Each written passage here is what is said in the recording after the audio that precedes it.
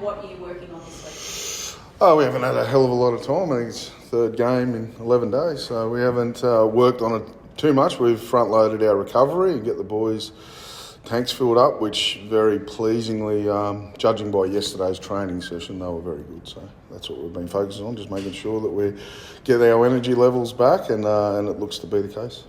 You mentioned there 3 games in close succession. Is that a problem at all so early on in the season, or do you think they're... It's just it's just how the schedule came out.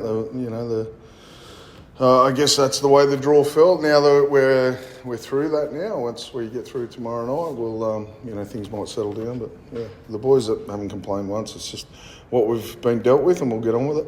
Everyone's come out of that game well. Yeah. No, that was really fortunate that it was a hard game in the conditions, but how the guys pulled up was excellent. So we're a clean bill of health.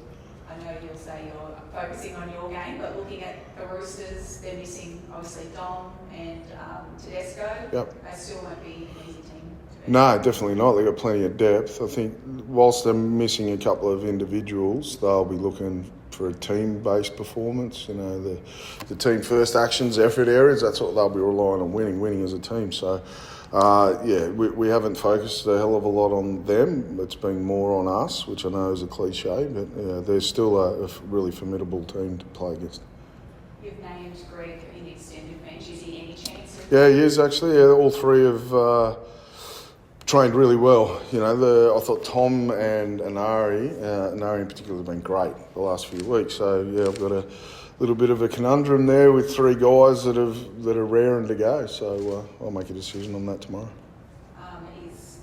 Is it this week the only week you're expecting Tyson to be out again? I'm not too sure just yet. I just know he's not available for this one. With Dom unavailable for this game, are you kind of looking forward to in any way, seeing him return to the stadium and the reception that he might have got from the Knights? To be honest, no, that's not something that I think about. The individuals coming to town, I just focus on the Roosters team coming to town. Maybe some of our players might have looked forward to, playing him in the game and then catching up with him afterwards. But it's not something that I consume myself with. I just worry about preparing our team to play theirs. Heading into some slightly different conditions tomorrow night compared to what you had on Friday. Is that a bit of a relief for the team, do you think? Yes and no. I thought we handled the conditions last week. Not that I want that every week, particularly for our spectators, our supporters. I don't want them to have to go through that too many times. But I thought we handled it very well. I think our mindset to the start of the game was excellent, and regardless of conditions, whether they're fine tomorrow or not, it needs to be the same. How we start's important. I've seen many of the videos that have come out of the fans on the sidelines with snorkels, eating in the torrential weather. What did you think of some of those? How committed the fans are? I mean, watching the game that night, doing the review, obviously there was plenty of commentary around it, and they showed a fair few. But I knew from being in the box and watching the people that were sitting out there in that weather, you couldn't be more grateful and appreciative of the town and our supporter base. I'm proud. That's the first thing, and I think our players were wrapped with it too. They were a bit shocked. I think before they went out to warm up, they were probably thinking we need to create our own atmosphere here tonight because there won't be a lot. Well, it wasn't the case. There was plenty. Start with the Saints halves pairing. What went so right with Jack Cogger and Jack Hastings? I thought when I'm talking about managing the conditions last week, both of those guys done a really good job at the end of our sets. They controlled where we gave the opposition the footy, and then our short kicking game was excellent. And I felt like whilst you're not going to see all of our attack on a night like that, I thought they connected quite well. So it was a good start, and we need them to go up a level tomorrow. How has Jaden Brayley pulled up after his first start? Yeah, good, really good actually. It's a funny one starting. It is a slog fest in the middle, no doubt. But sometimes on a real sunny day, they're going to move you a lot more. You're running a lot faster than what you were the other night. So I think that helped him a little bit. No doubt the shoulders and neck would have been sore the next day, but he's excited. He's got the love of the game and wants to start again. And I'm just wrapped for him. Okay, I couldn't be happier. Obviously, Phoenix has done a great job for the team in his absence. But what do you think Jaden brings to the team in returning to the starting team? clearly experience is the number one. I think he gets us going nice and direct. That's probably the two things, his experience. And whilst Frizz is not playing, I think having Jaden out there in the front line as co-captain helps with, some of the stuff that Kalen misses being so far away from the action. So I think that's important. You get leaders out there, but it's not taking anything away from Phoenix. To see what he did for us last year was outstanding. And I thought the first 3 weeks he carried a lot of load into those games. So I think it's just a little freshen up. Doesn't mean that it'll stay that way all year. It's just looking at getting the best out of both of those guys. Obviously hard to replace a player like Tyson Frizzell, but fans on social media have been really positive about Dylan Lucas. How do you think he's stepped up this Yeah, it's been great. I think the fans should be positive around him.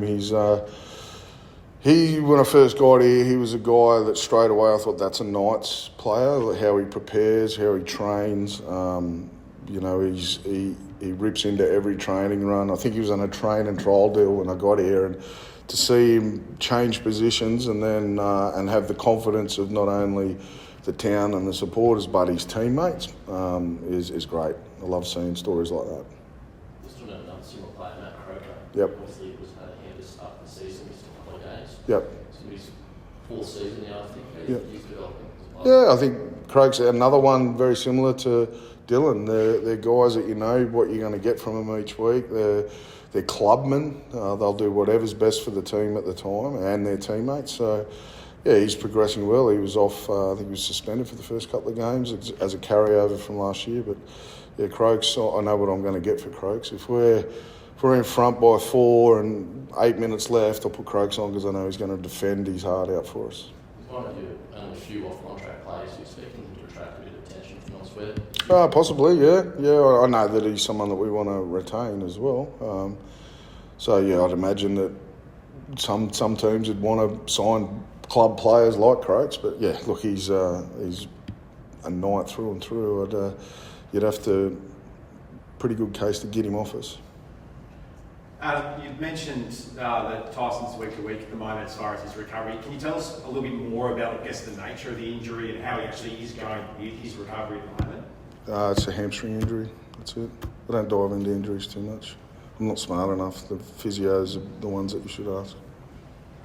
And you've been building all season. How far do you think you are off sort of the form you showed at the back end of last year? I don't know, Robert. I don't. That's the honest answer. I just know, I think I said this last week, we're playing better footy now at this point than what we were last year. I guess as I said last week, for the people that stare at ladder positions, then it probably doesn't reflect that. But watching the game and some foundations, especially defensively, I think we're in front. It's hard to tell with the 2 new halves pairing, as I said the other night, with the conditions. Hard to see where our attack was there, but to find 24 points in the conditions is quite a good start. And Connor Watson's playing 5'8" for the Roosters. I don't think he's played that position since he was at Newcastle. So how much of your plan is to sort of put him under a bit of pressure? Yeah, again, we haven't singled out individuals. The obvious one is that Luke would be the primary kicker for them. I think Brandon Smith will try and take some of that load out of dummy half kicking. I don't, it might shock me, but I don't believe Connor's a noted kicker. So clearly we need to be applying some decent kick pressure around dummy half and on Keary as well. And big Jared Weir-Hargraves, I think it's going to be his last game in Newcastle. You've worked with him. How highly do you sort of rate him in his career? Yeah, one of the best. Yeah, on and off the field. I think he's a great fella. I was surprised, and Jared didn't know this because I've told him I had a healthy dislike for him when I was coaching against him with Melbourne. But upon meeting him straight away, he's a very, very good servant for their club over a long period of time. And in terms of modern day front rowers, he'd be right up there, if not the best. So, I guess it's his farewell tour to Newcastle. He'd be doing that at most grounds this year. Obviously, with your halves pairing, you couldn't see everything that you had to last week with the conditions. What do you need them to do for you this week?